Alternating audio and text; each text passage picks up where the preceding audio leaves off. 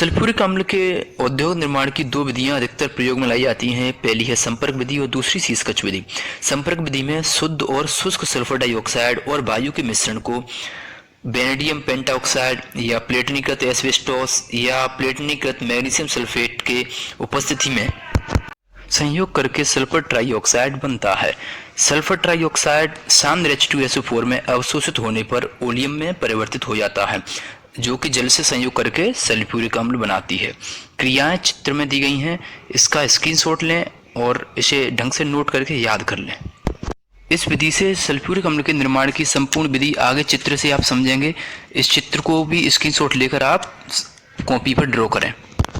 सबसे पहले pyrite burner में गंधक या आयरन पायरेटिस को वायु में जलाकर सल्फर डाइऑक्साइड बनाई जाती है। धूल कक्ष में प्रवेश करने वाले गैसीय मिश्रण में SO2 और O2 के अतिरिक्त गंधक, धूल के कण, आर्सेनियस ऑक्साइड की अशुद्धियां होती हैं। इस कक्ष में ऊपर से भाप भेजी जाती है।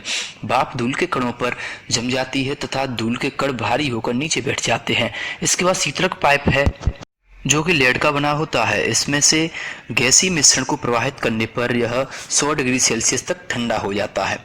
फिर धावन कक्ष में ठंडे गैसीय मिश्रण को ऊपर से गिरती हुई पानी की बौछार से धोया जाता है। यहाँ पर धूल के कण और जल में विलय अशुद्धियां दूर हो जाती हैं।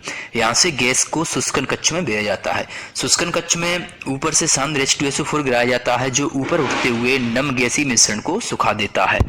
शोधक कक्ष में आर्द्र आयरन हाइड्रोक्साइड रखा होता है। जब शुद्ध एवं शुष्क गैसीय मिश्रण शोधक में प्रवेश करता है तो आयरन हाइड्रोक्साइड उसमें उपस्थित आर्सेनिक की अशुद्धियों को अवशोषित कर लेता है। इसके बाद परीक्षण बक्स में आर पार तीव्र प्रकाश की किरणें भेजी जाती हैं, जिससे गैसीय मिश्रण में उपस्थित धूल के कण चमकने लगते हैं। पारदर्शक दिखाई देने वाला किरण धूल से पूर्णतया मुक्त होता है। इसके बाद संपर्क कक्ष में लोहे की नालियों में प्लेटिनीकृत एस्बेस्टोस या वेनेडियम पेंटाऑक्साइड उत्प्रेरक होता है। इसका ताप 450 से 500 डिग्री सेल्सियस रखा जाता है। जब शुष्क व शुद्ध सल्फर डाइऑक्साइड और वायु का मिश्रण उत्प्रेरक की नलियों में प्रवेश करता है तो सल्फर डाइऑक्साइड ऑक्सीकृत होकर सल्फर ट्राइऑक्साइड बनाती है। फिर अवशोषक कक्ष में SO3 को भेजा जाता है, जिसमें क्वार्ट्ज के टुकड़े भरे होते हैं। यहाँ 97 से 98% सांद्र सल्फ्यूरिक अम्ल प्राप्त होता है।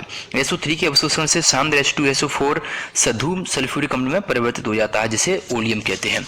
ओलियम में आवश्यक मात्रा में पानी मिलाकर सांद्र सल्फ्यूरिक अम्ल प्राप्त किया जाता है। तो इस तरह से सल्फ्यूरिक अम्ल बनाता है। इसके बाद सीसकच विधि को हम देखेंगे। कच्छ विधि में सल्फर डाइऑक्साइड और ऑक्सीजन को नाइट्रोजन के ऑक्साइड के उपस्थिति में ऑक्सीकृत कराया जाता है, जिससे सल्फर ट्राइऑक्साइड बनता है। सल्फर ट्राइऑक्साइड जल से क्रिया करके सल्फ्यूरिक अम्ल देती है। अब इसको चित्र से हम समझते हैं पूरी क्रिया विधि। नाइट्रिक ऑक्साइड वायु से ऑक्सीजन लेकर नाइट्रोजन पेरोक्साइड में परिवर्तित हो जाता है, जो सल्फर डाइऑक्साइड को सल्फर ट्राइऑक्साइड में ऑक्सीकृत कर देती है। NO पुनः ऑक्सीकृत होकर के NO2 में बदल जाती है और SO3 जल से क्रिया करके H2SO4 बनाती है। अब इस विधि में विभिन्न कक्षकों की क्या क्या क्रिया होती है वो समझते हैं। पायराइट बर्नर भट्टियों में गंधक या आयरन पायराइट को वायु में जलाकर SO2 प्राप्त की जाती है। इसके बाद नाइट्र पात्र में सोडियम नाइट्रेट और सांद्र H2SO4 का मिश्रण भरा होता है। जब इनके ऊपर से SO2 तथा वायु का मिश्रण प्रवाहित होता है तो HNO3 यानी कि नाइट्रिक अम्ल वाष्प व नाइट्रोजन के ऑक्साइड बनते हैं। आधुनिक संयंत्रों में अमोनिया की वायु से प्लेटिनम की उपस्थिति में ऑक्सीकरण किया जाता है। इन अभिक्रियाओं में नाइट्रोजन के ऑक्साइड बनते हैं। इसके बाद धूल कक्ष में नाइट्रोजन के ऑक्साइड वायु और सल्फर डाइऑक्साइड के मिश्रण में उपस्थित धूल के कण भाप के संपर्क में आकर भारी होकर नीचे बैठ जाते हैं।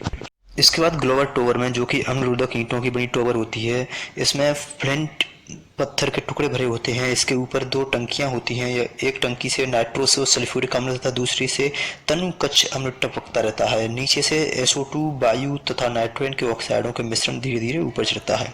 इस टॉपर में निम्न क्रिया होती है। नंबर 1, गैसीय मिश्रण का ताप 50 से 80 डिग्री सेल्सियस तक गिर जाता है। दूसरा है SO2 की कुछ मात्रा NO2 व भाप से क्रिया करके H2SO4 में परिवर्तित हो जाती है।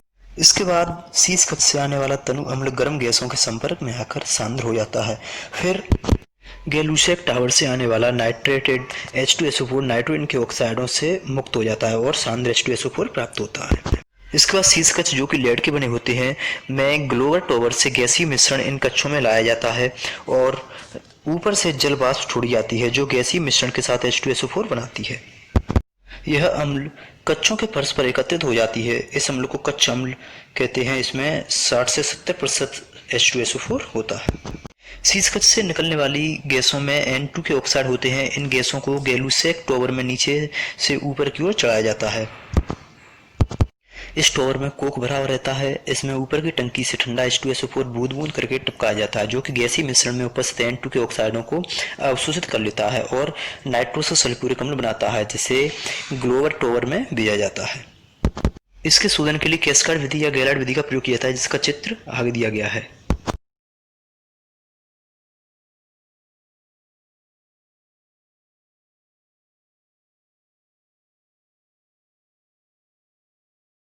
अब इसके रासायनिक गुण देखते हैं। यह एक द्विक्षारकीय अम्ल है, क्योंकि इसमें हाइड्रोजन के 2 धनायन पाए जाते हैं, तो यह द्विक्षारकीय अम्ल है। और यह क्षारों को उदासीन करके 2 प्रकार के लवण बनाता है, जैसे चित्र में सोडियम हाइड्रोजन सल्फेट और सोडियम सल्फेट दिया गया है। उबालने पर यह सल्फर ट्राइऑक्साइड और जल में वियोजित हो जाता है। अन्य अम्लों की तरह यह भी धातुओं से क्रिया करके हाइड्रोजन गैस मुक्त करता है, जैसा कि चित्र में आप देख रहे हैं, हाइड्रोजन मुक्त हो रही है। यह प्रबल ऑक्सीकारक है, अर्थात यह अन्य पदार्थों का ऑक्सीकरण कर देता है, और यह एथिल अल्कोहल का 160 डिग्री सेल्सियस पर निर्जलीकरण कर देता है और एथिलीन बनाता है। इसके कई उपयोग हैं, जैसे पेट्रोलियम के शोधन में, संचायक बैटरियां, गाड़ी की, कार की आदि की बैटरी आती है, उनमें इसका प्रयोग करते हैं। प्रयोगशाला में अवकर्मक के रूप में और अपमार्जक के रूप में प्रयोग करते हैं।